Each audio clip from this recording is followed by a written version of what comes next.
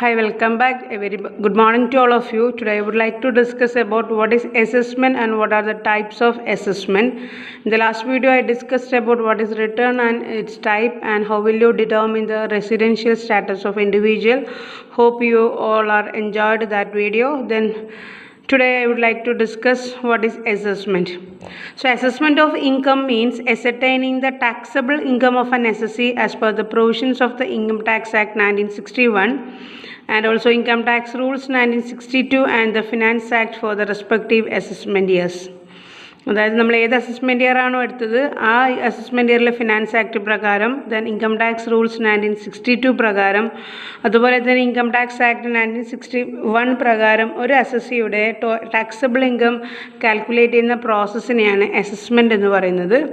So the process of examining the return of income by the income tax department is called the assessment. ഇപ്പോൾ IT department അങ്ങനെയുള്ള total income examine ചെയ്യുന്ന പ്രോസസ്സിന് പറയുന്ന പേരാണ് assessment. So the term assessment includes two activities. So the equation will be assessment is equal to computation of total income together with the tax liability. So assessment is the process of calculating the total income of an individual as well as the tax liability. So total income plus tax liability gives the assessment. So assessment is equal to computation of total income together with the tax liability in accordance with the total income. So what are such types of assessment? First one, self-assessment under section 140 subsection A, then assessment on the basis of return, then regular assessment may be on the basis of evidence and on the basis of best judgment assessment, then next reassessment of income or income escaping assessment, then next last precautionary assessment or protective assessment. അപ്പോൾ ഓരോന്നും എന്താണ് നമുക്ക് പറയാം. So first, self-assessment under section 140 subsection A. As its name indicates, it is self. അപ്പോൾ assessment എന്താണ് ഞാൻ പറഞ്ഞു. Assessment is the process of calculating the total income together with the tax liability. അപ്പോൾ അത് സെൽഫായി ചെയ്യുമ്പം അതാണ് സെൽഫ് അസസ്മെൻറ്റ്. അപ്പോൾ സെൽഫായി ചെയ്യുമ്പോൾ ഇൻ ദ സെൻസ് ദാറ്റ് നമുക്ക് ഓരോ ഇൻഡിവിജ്വലിനും അല്ലെങ്കിൽ ഓരോ SSCക്കും ഇൻകം ടാക്സിൻ്റെ ഭാഷയിൽ പറഞ്ഞാൽ SSC എന്ന് പറയാം. അത് ഇൻഡിവിജ്വൽ ആവാം, HUF ആവാം, AOP artificial association of person ആവാം, അല്ലെങ്കിൽ ബോഡി ഓഫ് ഇൻഡിവിജ്വൽ BOI ആവാം, water it may B SSC. അപ്പോൾ ഓരോ SSCക്കും ഒരു പ്രത്യേക ഡ്യൂ ഡേറ്റ് ഉണ്ട് റിട്ടേൺ ഓഫ് ഇൻകം ഫയൽ ചെയ്യാനുള്ള. അപ്പോൾ ആ ഡ്യൂ ഡേറ്റിന് മുമ്പേ തന്നെ സ്വന്തമായ ഒരു ഇൻഡിവിജ്വൽ തൻ്റെ ടോട്ടൽ ഇൻകം ദെൻ അതുപോലെ തന്നെ ടാക്സ് ലയബിലിറ്റിയും കാൽക്കുലേറ്റ് ചെയ്യുന്ന ഒരു പ്രോസസ്സാണ് സെൽഫ് അസസ്മെൻറ്റ് എന്ന് പറഞ്ഞാൽ. So it is the duty of every SSC to compute his income and also the tax thereon and prepare the submit and prepare and submit the return in the prescribed format and remit to the government.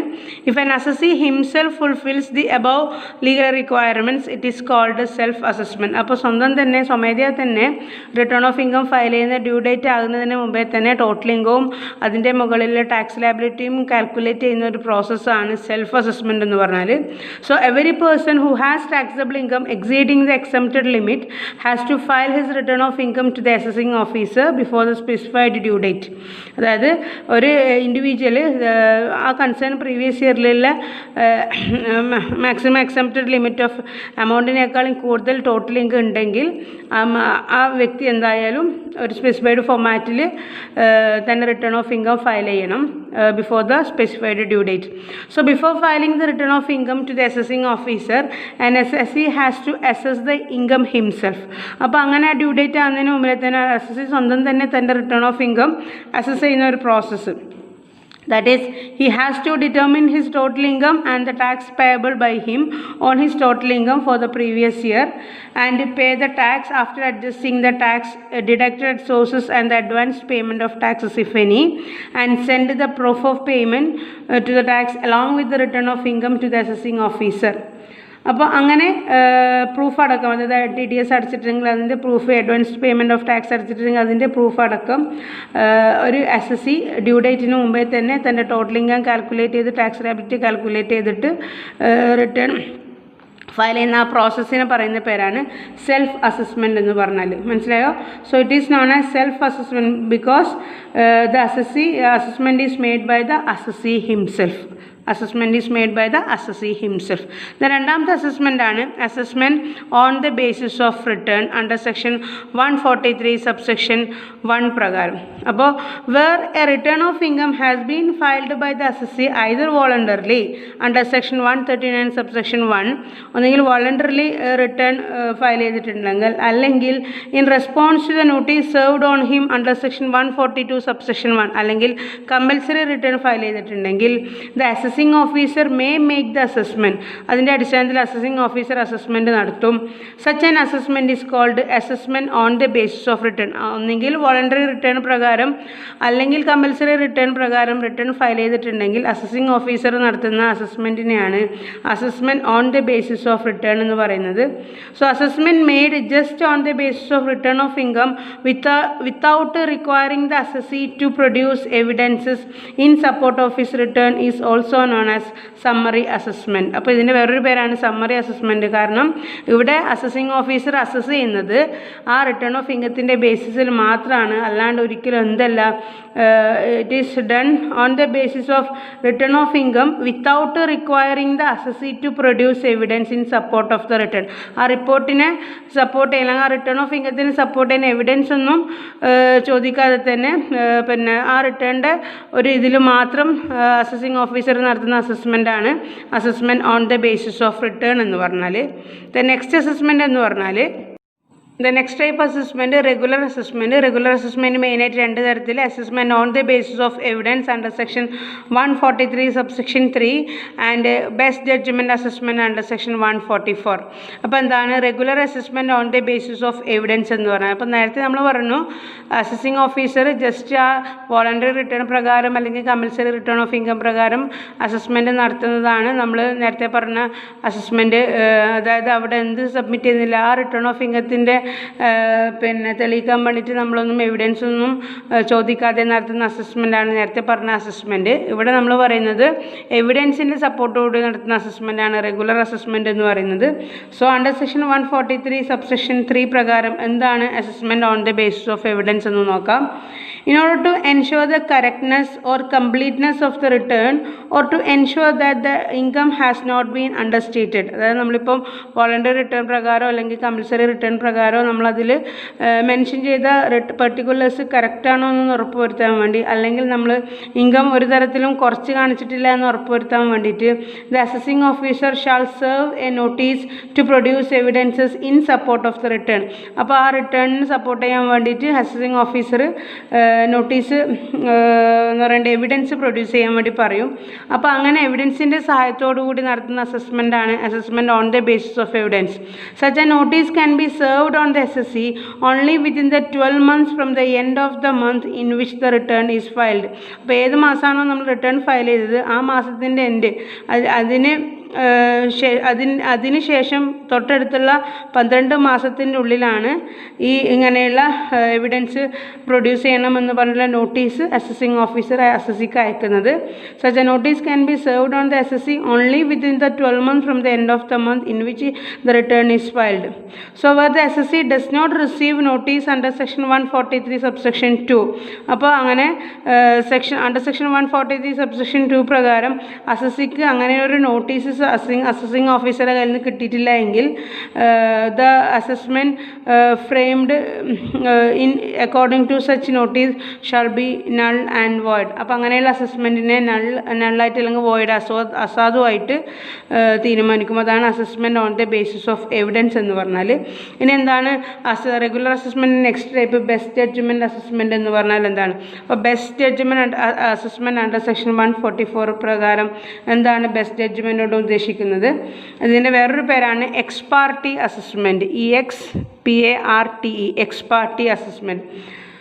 അപ്പോൾ എന്താണ് best judgement assessment? Where the SSE has failed to make the voluntary return under section 139 subsection 1 and has not submitted a belated return under section 139 subsection 4 or revised return under section 139 subsection 5 or failed to comply with all the terms all the terms of notice requiring the assessee to produce accounts or fails to comply with all the terms or fails to comply with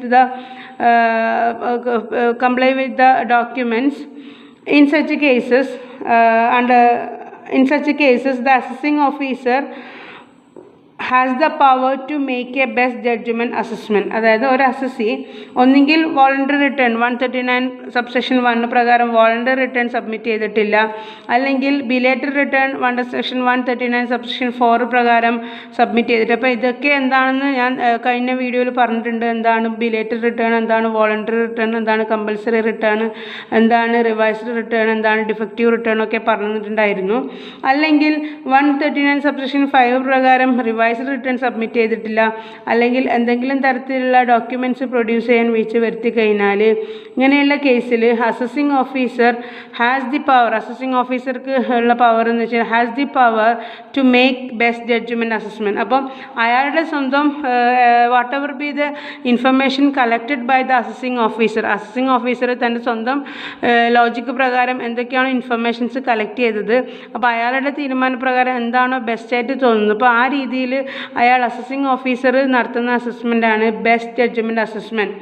അപ്പോൾ under best judgement assessment the total income and the tax liability of the assessee is estimated by the assessing officer without the cooperation of the assessee's concern.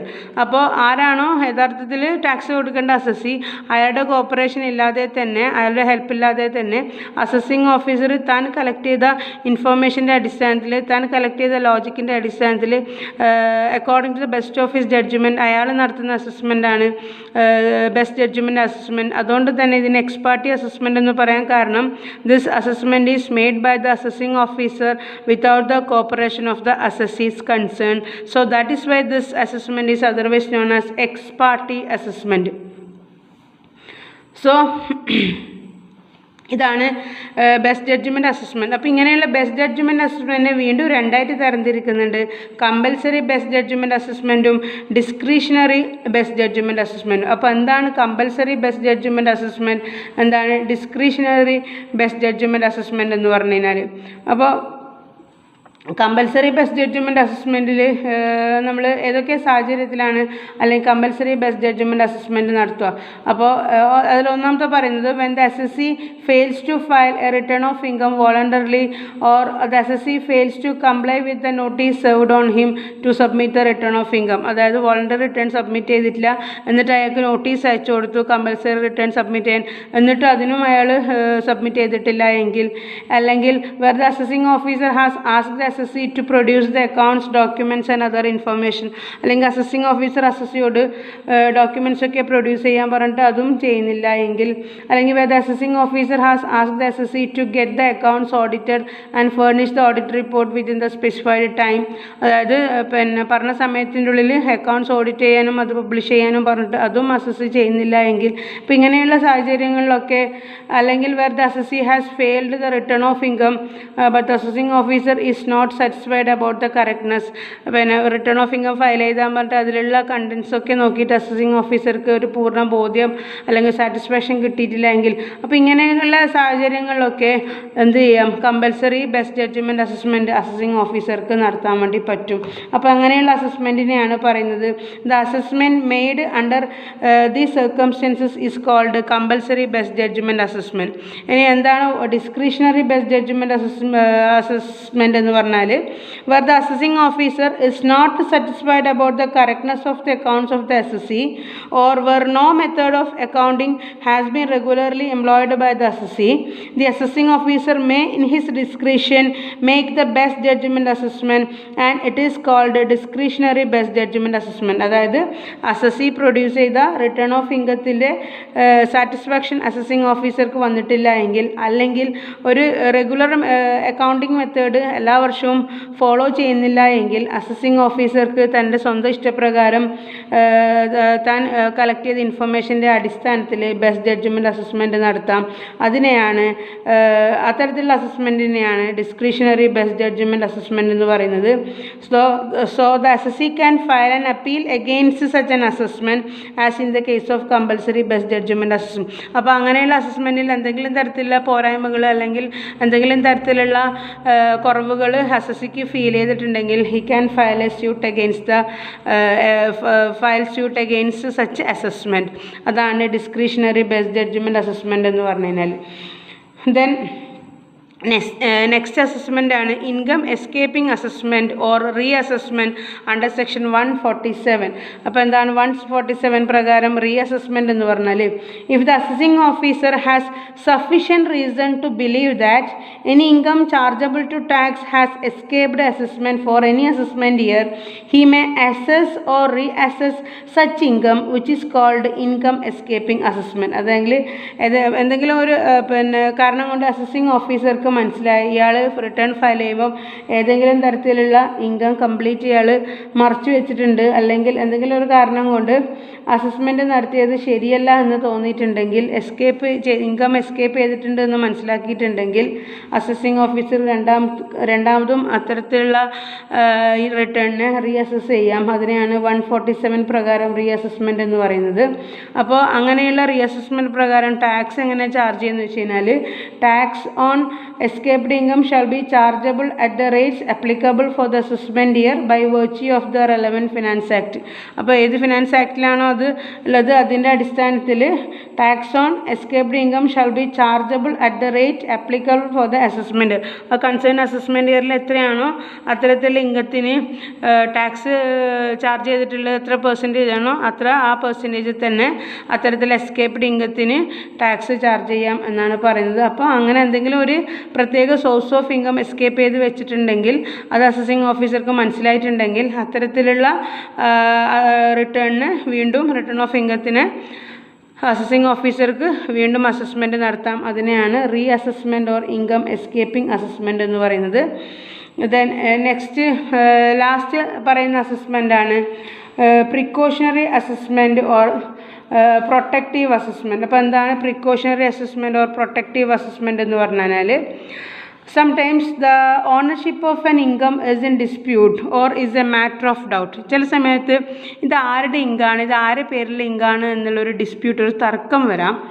That is it may not be clear as to who has received the income. ആർക്കാണോ income കിട്ടിയത്, whether it may be ഹസ്ബൻഡിനാണോ വൈഫിനാണോ, അങ്ങനെ ഒരു doubt, ഇതിൻ്റെ actual ownership ആർക്കാണ് എന്നുള്ളൊരു doubt, ഒരു ഡിസ്പ്യൂട്ട് വരുന്ന സമയത്ത് and primary face it may appear that the income might have been received either by A or by B or by both. ഒന്നുകിൽ എക്കാവാം, അല്ലെങ്കിൽ ബിക്കാവാം, അല്ലെങ്കിൽ രണ്ടാക്കും ആവാം. അപ്പോൾ അങ്ങനെയുള്ള ഒരു ഡിസ്പ്യൂട്ട് അല്ലെങ്കിൽ അങ്ങനെ ഒരു ഡൗട്ട് വരുന്ന കേസിൽ in such a situation it is open to an assessing officer to assess that income in the hands of the person who is considered as liable to tax and also to include the same income in the income of another person as a protective or precautionary measure. അപ്പോൾ അങ്ങനെയുള്ള കേസിൽ assessing officer തീരുമാനപ്രകാരം അയാളെ logic അനുസരിച്ച് ആർക്കാണോ ആ income receive ചെയ്യാൻ അർഹതപ്പെട്ടത് അവരുടെ പേരിൽ ആ ഇൻകം ആഡ് ചെയ്യാനും ദെൻ ഒരു പ്രിക്കോഷൻ അല്ലെങ്കിൽ ഒരു മുൻകരുതൽ എന്ന രീതിയിൽ അതിനെന്ത് ചെയ്യാം, ദ സെയിം ഇൻകം എന്ത് ചെയ്യണം and also to include the same in the income of another person. മറ്റുള്ള ഇപ്പോൾ ഹസ്ബൻഡിൻ്റെ കേസിലാണെങ്കിൽ ഹസ്ബൻഡിൻ്റെ പേരിൽ ഹസ്ബൻഡിൻ്റെ ടോട്ടൽ ഇൻകത്തോട് ആഡ് ചെയ്തിട്ട് വൈഫിൻ്റെ പേരിൽ ഒരു പ്രിക്കോഷൻ എന്ന രീതിയിൽ ആ ഇൻകത്തിന് സെയിം ഇൻകത്തിന് എന്ത് ചെയ്യുക, ഒരു പ്രൊട്ടക്റ്റീവ് അല്ലെങ്കിൽ ഒരു പ്രിക്കോഷണറി മെഷർ പോലെ കൺസിഡർ ചെയ്ത് വെക്കുന്നു. അപ്പോൾ ഇത് കേൾക്കുമ്പം നമുക്ക് തോന്നും ഒരു ഇൻകത്തിന് രണ്ടാളെ കയ്യിൽ നിന്ന് ടാക്സ് എടുക്കുന്നുണ്ട് എന്നുള്ളൊരു തോന്നൽ വരും. അങ്ങനെയല്ല. അപ്പോൾ ഇങ്ങനെ ഒരു ഡിസ്പ്യൂട്ട് വരുന്ന സമയത്ത് it is open to an assessing officer to assess that income in the hands of the person who is considered as liable to tax and also to include the same in the income of another person as a protective or precautionary measure. ഇവിടെ ഒരു example പറയുന്നത് വെച്ച് കഴിഞ്ഞാൽ listen the example. When Mrs X files her return of income showing the business income of rupees 5 lakh. Business X return of income file ചെയ്തു, അതിൽ 5 lakh rupees ആണ് business income ആയിട്ട് കാണിച്ചത്. And if the assessing officer is of the view that the said income of rupees 5 lakh belongs to her husband. Assessing ഓഫീസർക്ക് തോന്നി ഈ ഒരു പറഞ്ഞ 5 lakh ശരിക്കും മിസ്സിസ് എക്സിൻ്റെതല്ല മിസ്റ്റർ എക്സിൻ്റെതാണെന്നൊരു തോന്നി. അതുകൊണ്ട് Mr X the assessing officer can assess the income in the hands of Mr X. അപ്പോൾ അങ്ങനെയുള്ളൊരു തോന്നൽ കാരണം അസസിംഗ് ഓഫീസർ ഈ 5 lakh rupees എക്സിൻ്റെതായിട്ട് കണക്കാക്കി. എന്നിട്ട് എന്ത് ചെയ്തു എന്ന് വെച്ച് കഴിഞ്ഞാൽ and can also proceed to assess the same income, ആ സെയിം 5 lakh rupees എന്ത് ചെയ്തു in the hands of Mrs X as a protective or precautionary measure. Precautionary measure എന്ന നിലയിൽ ആ സെയിം ഇൻകം മിസ്സിസ് എക്സിൻ്റെ കൂടെ കാണിച്ചു. അപ്പോൾ ഇങ്ങനെയുള്ള ഒരു പ്രൊട്ടക്റ്റീവ് അല്ലെങ്കിൽ പ്രിക്കോഷണറി അസസ്മെൻ്റ് ആണിത്. ഇതിനെയാണ് protective assessment or precautionary assessment എന്ന് പറയുന്നത്. അപ്പോൾ it may B noted that the same income, ഞാൻ നേരത്തെ പറഞ്ഞു. അപ്പോൾ ഈ ഒരു പ്രിക്കോഷണറി ഒരു പ്രൊട്ടക്റ്റീവ് അസസ്മെൻറ്റിൻ്റെ എക്സ്പ്ലനേഷൻ കേൾക്കുമ്പോൾ നിങ്ങൾക്ക് തോന്നും സെയിം ഇൻകം രണ്ടാളുടെ കയ്യിൽ ടാക്സ് ചാർജ് ചെയ്യുന്നുണ്ടോ എന്നുള്ളത്. അപ്പോൾ ഒരിക്കലും ഇല്ല, ഒരു ഇൻകം ഒരാളുടെ കയ്യിൽ മാത്രമേ ടാക്സ് ചാർജ് ചെയ്യുള്ളൂ. So it may B noted that the same income cannot be assessed in the hands of 2 persons under the income tax law. ഒരിക്കലും ഇൻകം ടാക്സ് ലോ പ്രകാരം ഒരേ ഇൻകം തന്നെ ഒന്നിൽ കൂടുതൽ ആളുടെ കയ്യിൽ നിന്ന് ടാക്സ് ചെയ്യൂല. So it may be also noted that the protective assessment cannot be the basis of levy of penalty. അപ്പോൾ ഇങ്ങനെയുള്ള പ്രൊട്ടക്റ്റീവ് അസസ്മെൻറ്റ് ഒരിക്കലും പെനാൽറ്റി ലെവി ചെയ്യാനൊന്നും അല്ല ചെയ്യുന്നത്. അപ്പോൾ ഒരു പ്രിക്കോഷൻ എന്ന നിലയിൽ ഓണർഷിപ്പ് ആ അസറ്റിൻ്റെ അല്ലെങ്കിൽ ആ ഇൻകത്തിൻ്റെ ഓണർഷിപ്പിൽ ഒരു ഡിസ്പ്യൂട്ട് വരുന്ന സമയത്ത് അല്ലെങ്കിൽ ആരാണ് ഇതിൻ്റെ യഥാർത്ഥ അവകാശി എന്ന് മനസ്സിലാത്ത കേസിൽ നമ്മൾ അസസിംഗ് ഓഫീസറുടെ ബിലീഫ് പ്രകാരം ഒരാളുടെ പേരിൽ ടോട്ടൽ ഇൻകത്തോടെ ആഡ് ചെയ്തിട്ട് മറ്റുള്ള ആളെ ആരാണോ അതിൻ്റെ spouse, whether it may B husband ആണെങ്കിലും വൈഫ് ആണെങ്കിലും ഒരു പ്രിക്കോഷണറി മെഷർ എന്ന നിലയിൽ അത് കണക്കാക്കുന്നതാണ്. അപ്പോൾ അത്തരത്തിലുള്ള അസസ്മെൻ്റാണ് പ്രിക്കോഷണറി ഓർ പ്രൊട്ടക്റ്റീവ് അസസ്മെൻറ്റ്. അപ്പോൾ ഇത് കേൾക്കുമ്പം വേറൊരു കാര്യം നോട്ട് ചെയ്യണം, ഒരിക്കലും സേവിംഗത്തിന് 2 ഹെഡിൽ എന്ത് ചെയ്യില്ല, രണ്ടാളുടെ കയ്യിൽ ഒരിക്കലും ടാക്സ് ചാർജ് ചെയ്യില്ല. So I think you all are understood with my explanation what is assessment and what are the types of assessment. Hope you are enjoying my video. Support for me. Thank you.